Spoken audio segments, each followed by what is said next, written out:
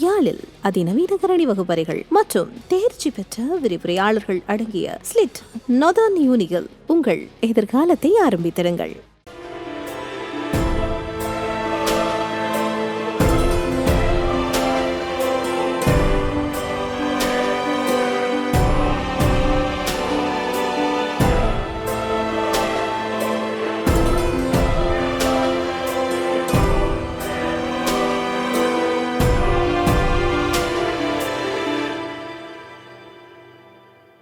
வணக்கம். இது ராஜ்யம்.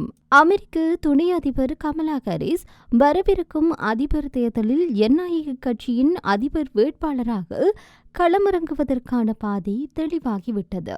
உட்கட்சியில் அதிபர் வேட்பாளர் போட்டியில் வெற்றி பெறுவது எளிதான விடயம்தான்.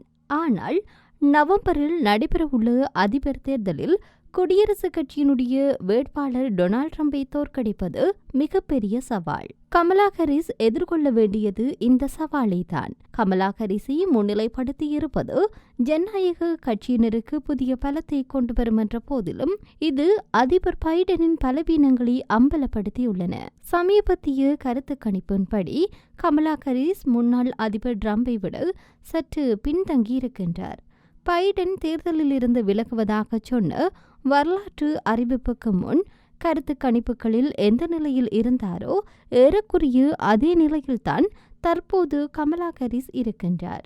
ஆனால் கருத்து கணிப்புகள் ஒருபுறம் இருக்க, உண்மையான வாக்குப்பதிவுகளில் அந்த எண்கள் மாறுவதற்கு அதிக வாய்ப்பு உள்ளது.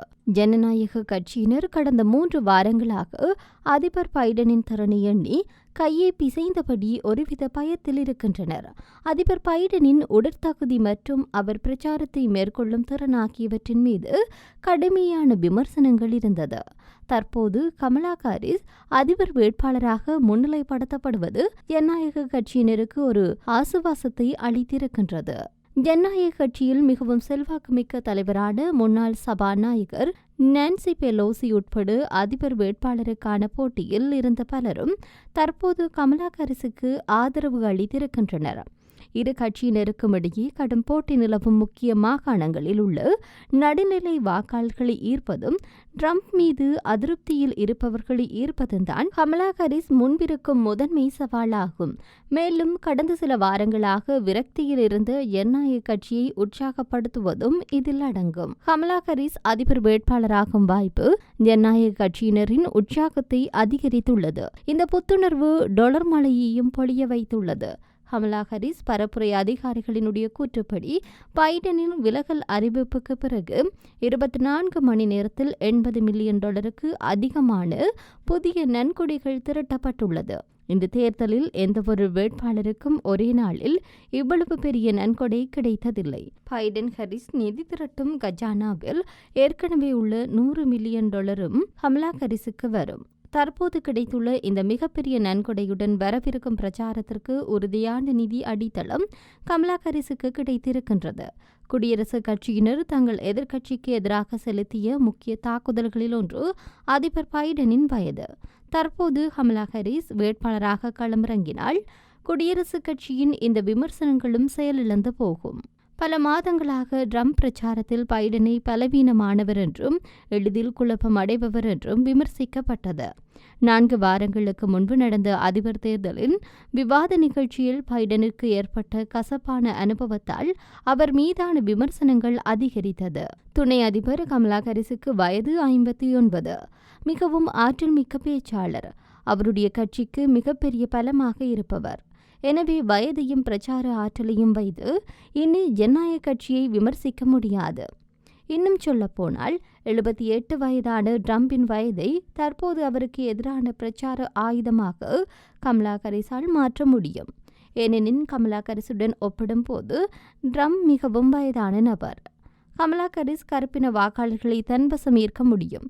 அவர்கள் சமீபத்திய மாதங்களில் பைடனிடமிருந்து விலகிச் செல்வதாக கருத்து கணிப்புகள் தெரிவித்திருந்தன.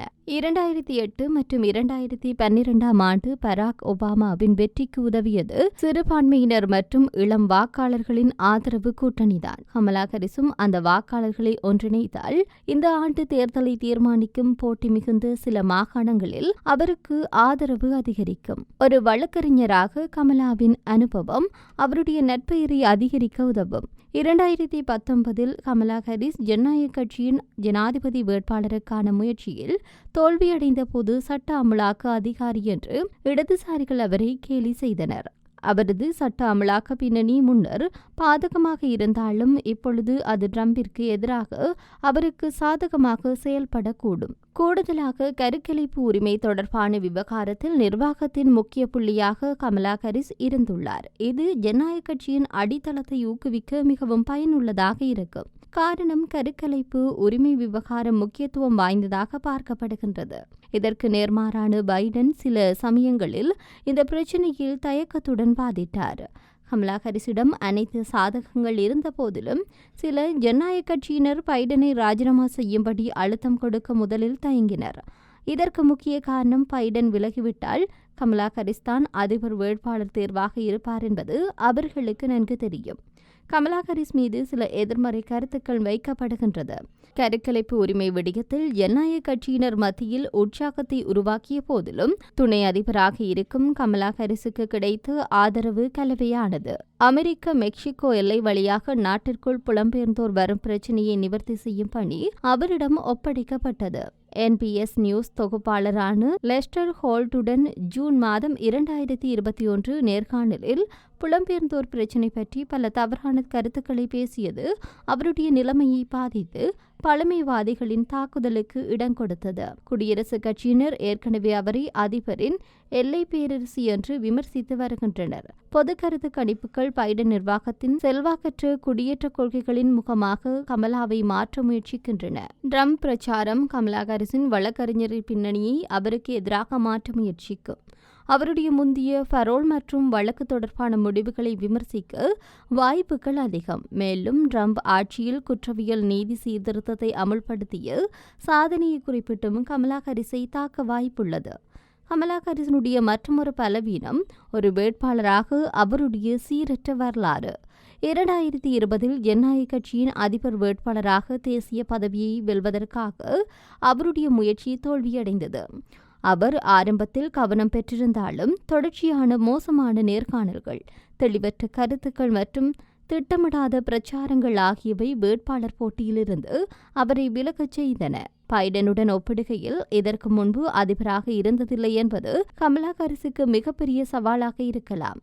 அதே சமயத்தில் பைடனின் அரசியல் வாழ்க்கையில் சில சர்ச்சை விடயங்களில் இருந்து விலகியே இருந்தார் கமலா ஹாரிஸ். மறுபுறம் குடியரசுக் கட்சியின் சந்தேகத்திற்கு இடமின்றி கமலா ஹாரிஸை மிகவும் அனுபவமற்றவராகவும் அதிபராக பணியாற்ற ஆபத்தானவராகவும் சித்தரிக்க கடுமையான முயற்சியை மேற்கொள்வார்கள். இப்போது தான் மட்டும்தான் அதிபராவதற்கு முழு தகுதி பெற்றவர் என்பதை நிரூபிக்க ட்ரம்ப் முயற்சிக்கின்றார். இவற்றையெல்லாம் கமலா ஹாரிஸ் சமாளிக்க வேண்டும். வரும் நாட்களில் அமெரிக்க மக்களிடம் புதிய எண்ணத்தை ஏற்படுத்த துணை அதிபருக்கு வாய்ப்புகள் கிடைக்கும் என்பதில் எந்தவித ஐயமும் இல்லை. ஆரம்பத்திலேயே நல்ல கருத்தை ஏற்படுத்த தவறிவிட்டால் அது ஜனநாயக கட்சியினர் தங்கள் தேசிய மாநாட்டை நடத்தும் ஆகஸ்ட் இறுதி வரை நீடித்து அதிகார போருக்கு வழிவகுக்கும். கமலா ஹாரிஸ் திறனில் திருப்தி ஏற்படாத பட்சத்தில் கட்சி பிளவுபடும் அல்லது புதிய வேட்பாளரை சுற்றி அணிதிரளக்கூடும். முந்தைய 4 வாரங்களை பார்க்கும்போது அதிபர் தேர்தலை சுற்றி இருக்கும் வாய்ப்புகள் கடுமையாகவும் வேகமாகவும் மாறக்கூடும் என்பதை நிரூபித்துள்ளன. அமெரிக்க அரசியலில் மிகப்பெரிய வாய்ப்பு ஒன்றை பெற்றுள்ள கமலா ஹாரிஸ் இப்பொழுது தன்னுடைய முழு அரசியல் திறனையும் வெளிப்படுத்த வேண்டிய கட்டாயத்தில் இருக்கின்றார் என்பதும் குறிப்பிடத்தக்கது. நன்றி.